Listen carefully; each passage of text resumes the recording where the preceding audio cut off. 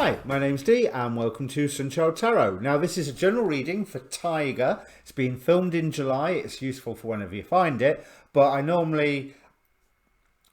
love to say my readings are monthly at this point, but work commitments have rather led that it might be a little bit over a month. So it's useful for around about a month-ish after you see it, but then again, timing is hardly absolute in any form of divination.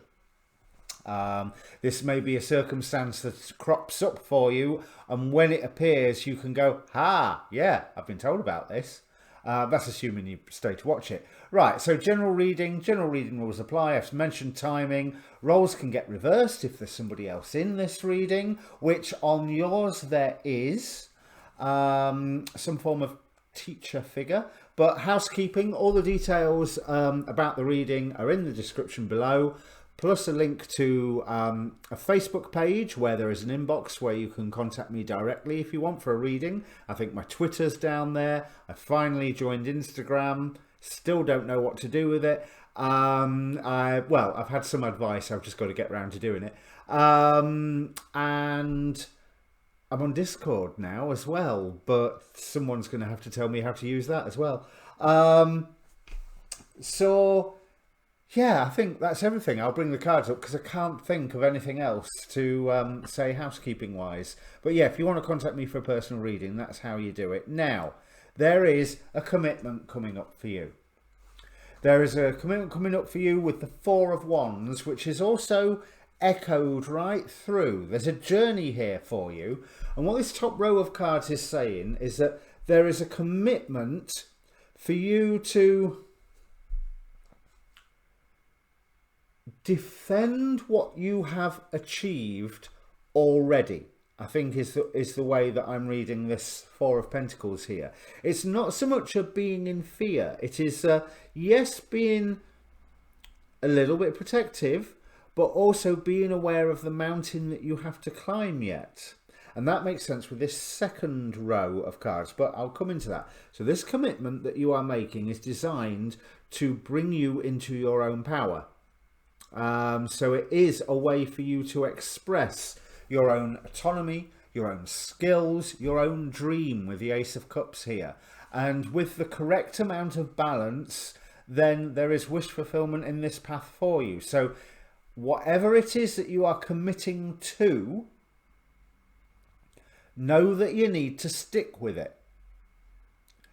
Because you need to stick with it. It has a positive end here, honest, even though the Tower's right at the end of the reading. There's a positive end here. But if you are looking to join in with somebody else with whatever it is that you are trying to do, this is going to be a source of anxiety for you. This will be a time that will bring up quite a sense of insecurity, quite a sense of, I don't know if I'm good enough at this. I don't know if I know enough for this. I don't know if I'm strong enough for this. And there will be rude awakening, quite possibly because we've got 444. So angel number 444 as well. So there's a positive note to say stick with it.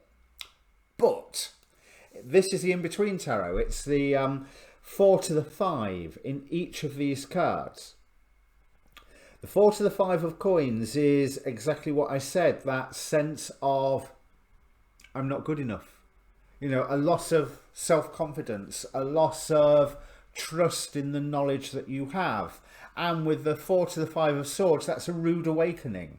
That is something occurring that is making you realise, oh, there's holes in my knowledge or my approach or my skills or what have you. So do not be dissuaded by this, because this could very much be a joining with a temporary teacher. And I say temporary because I see you renewing your commitment to your idea, but parting of the ways with this person that you've been working with. And this person is the one that's made you feel, no, that's not the right way to put it. They have not made you feel this way. You looking at them working with you has made you feel this way. This is not that they are trying to belittle you. I feel no sense of hostility. I mean, these two middle cards are clarified here by the King of Pentacles, the person who is all that. There is a nurturingness with this person. So it's like I would say a harsh teacher. The positive influence of this person is emphasized by the fact that we have the King of Pentacles here with the Queen of Pentacles clarifying down here on the matter of setting things right. And this may well be why you've launched onto this commitment in the first place, the attempt to set things right, whatever that means.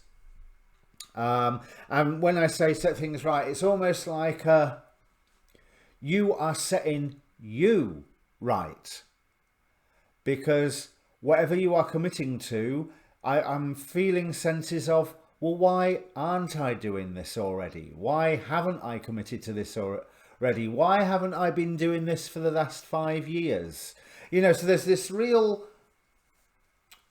bringing something to the fore that you're going, right, now is the time. Now is the time that I commit to it. But there is a parting of the ways with this teacher figure, with this 4 to 5 of Cups. But all that does is renew your commitment. So you are not committing to a person, you are committing to the process.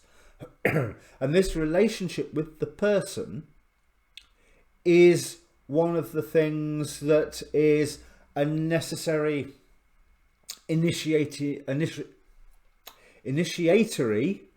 step in this process. So it could be a harsh customer, a harsh teacher. It could also be a really harsh customer who, in your handling of things with them, you suddenly realize, oh, I'm not very good at this in these areas. I need to set things right. I need to learn. I need to fill in the gaps in my knowledge, fill in the gaps in my service, fill in the gaps that are painfully obvious to me.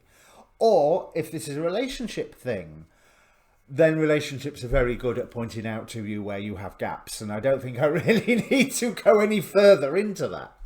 But by and large, whoever this person is that you have this deep, intimate, temporary relationship with, I'm feeling that they're a teacher and that it's all to the good. Even though I think in part of it, you're going to feel quite crappy.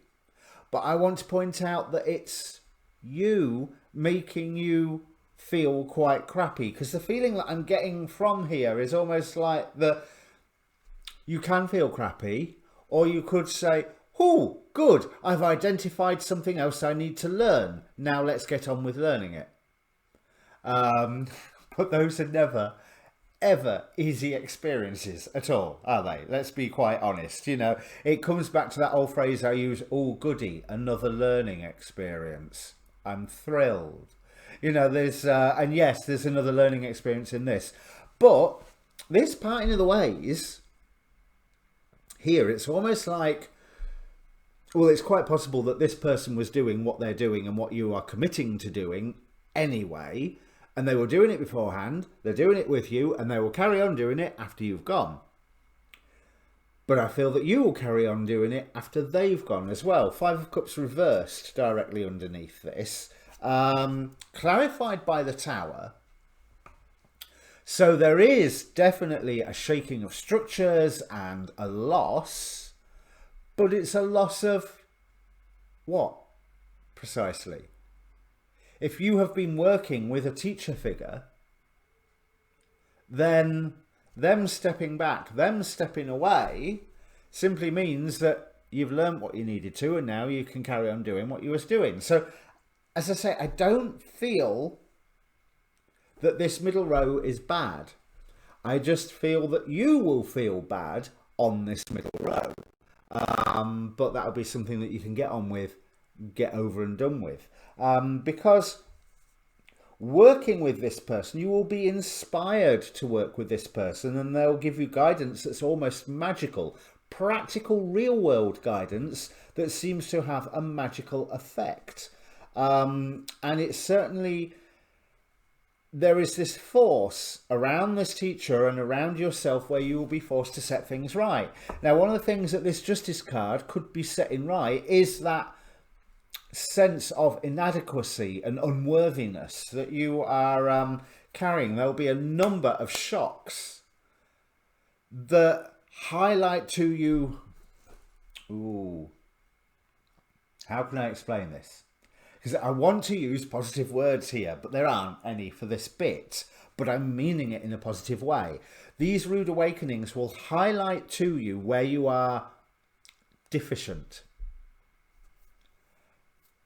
Possibly a bad word. Probably a lot of the affirmation crew and New Age community will pile on me for using that. But what I am saying is deficient in your own eyes. You know, it's where there's that thing of, oh, I should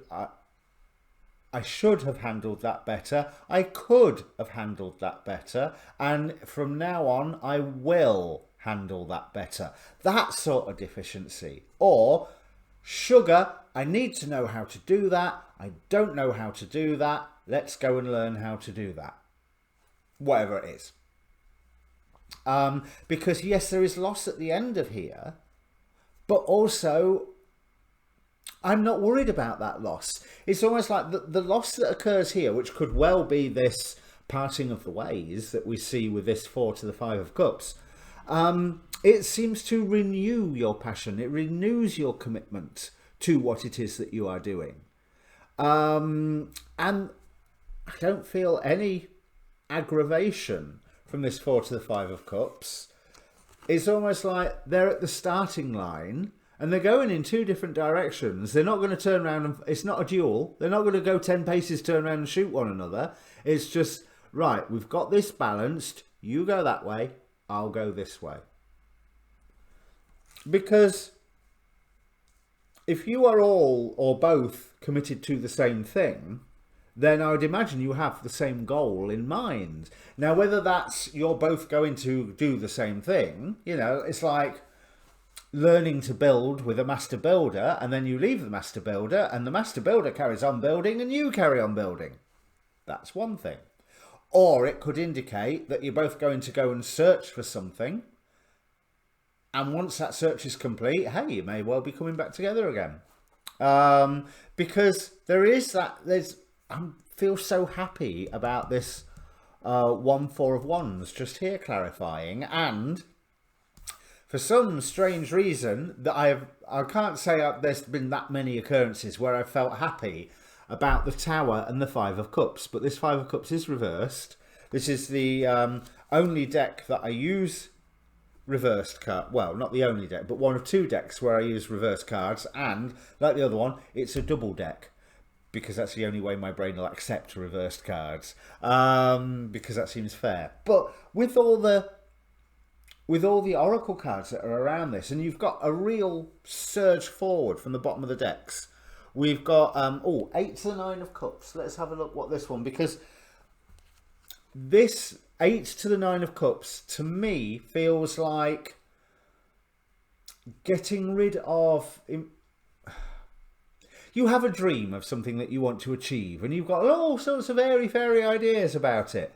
And the 8 to the 9 of Cups is the one that strips away the nonsense so that you can get to that point of wish fulfillment. The 8 of Cups is I want it this way or I want it that way, and the 8 to the 9 of Cups is saying no, this is the way that you can have it or not at all, and you just need to realise this. Let's see if this will bring the camera back into focus. So notice she's fishing on a very calm body of water now. The moon is behind her, illuminating, but it's not into the illumination that she's looking. It's more into the more dark, creative places. Let's see what it's supposed to be in this. No, wrong page. 8 to the 9 of Cups, escaping trouble and finding happiness within oneself. So that perfectly sums up what I was saying about the overcoming that sense of, oh, I'm not good enough. And you're having practical steps with how you're going to overcome. It's not, oh, I'm not good enough. It's, oh, I'm not good enough at this. I can be better. Or I should have done it this way. I could have done it this way. From now on, I will do it this way. Those sort of things that you can improve. We have expecting miracles. And as I say, there's a wonderful magical feel about this teacher relationship here. They are teaching you bits of magic. They seem to be rescuing you from some form of situation that you want to surge ahead out of anyway, because the world's saying, yeah, get moving. But you have to make a choice to work with them or not. They have their own agenda. So what? You know, you can work with them. You have your agenda. They have their agenda. That's fine. That's okay. That's allowed. As I say, these two people are going to walk off in their own different directions at the end of the process. That's fine if they've got an agenda. You know where you can work with them. Now, the I Ching. This is Mountain Above Heaven. Oh, the taming power of the great. Of course it's Mountain Above Heaven. Now, this is my favourite hexagram. Here, heaven is the great creative force. The mountain is stability and steadiness. This is the taming power of the great, discipline and method that sustain creativity and give it form. Daily renewal of good habits requires strength of character. This leads to success. The divine spirit finds satisfaction in manifesting great works. So, whatever it is that you are committing to, commit to it heart and soul. But you are not committing to the teacher, you are committing to the topic. And the teacher will come and teach and rap you over the knuckles with a ruler and show you where you're absolutely useless and show you where you're absolutely superb. And the only reason the teacher shows you where you're useless is so that you can go, ooh, need to work on this bit and get better there. Expect miracles, because that's exactly what will be happening with your commitment to it. So let's have a look. I've got a verse of the Tao Te Ching. So it's verse number 56, the value of Tao. One who knows does not speak. One who speaks does not know. He closes his mouth, seals his ears. He subdues his sharpness and releases his worries. He blends himself with the light. He becomes one with the dust. This is what is called mysterious identity. Therefore, he regards things out of his reach as dear. He regards things out of his reach as distant. He perceives unreachable things with harm. He perceives unreachable things with value. He perceives unreachable things with humbleness. That is why he values everything under heaven. So, one who knows does not speak. Shut up and listen. One who speaks does not know. Your agenda is important to you. It's not necessarily important to anybody else at this precise moment. Not if you are going to learn from a teacher who has their own agenda, and that's okay. They're allowed it. But the idea towards the end of perceiving things with value and with humbleness, that humbleness is what makes them reachable, because you are coming into your own power. You have got a wonderful dream that you are bringing forward. This is a beautiful reading, Tiger. It's going to be hard work. If you've got something to commit to, my advice is do it. Commit to it. But be willing to learn lessons. Right, so thank you for watching. Comment down below if this means anything to you. And stay tuned to the channel for more readings when I get the chance to get them out. Cheers.